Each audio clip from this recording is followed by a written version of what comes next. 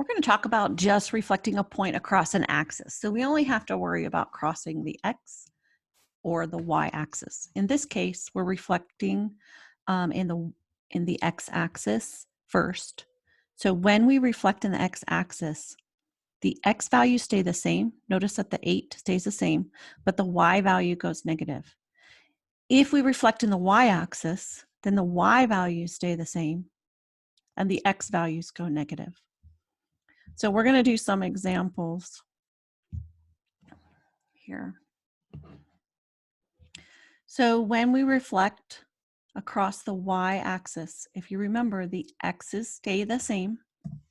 This might be something you want to write down. And the y's will go negative. If we are reflecting in the x-axis, the x goes negative and the y stays the same. So the opposite of -5 is 5.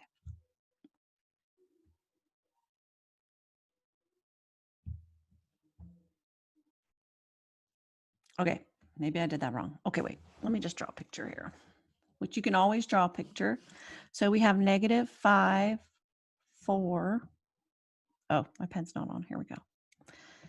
Okay, so we go over 5. 1, 2, 3, 4, 5, 4. 1, 2, 3, 4.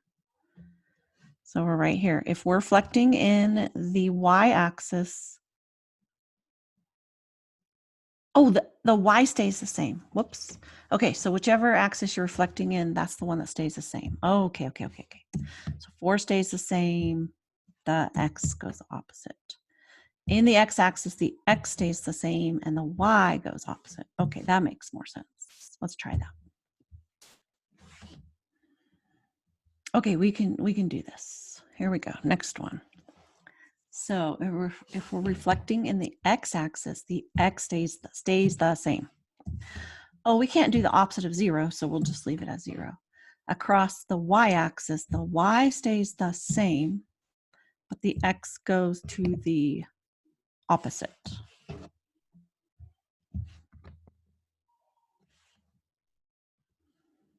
Okay. Let's sum up. We should sum up. Okay, we should sum up and maybe write a little bit of notes. Okay, so reflect in x-axis.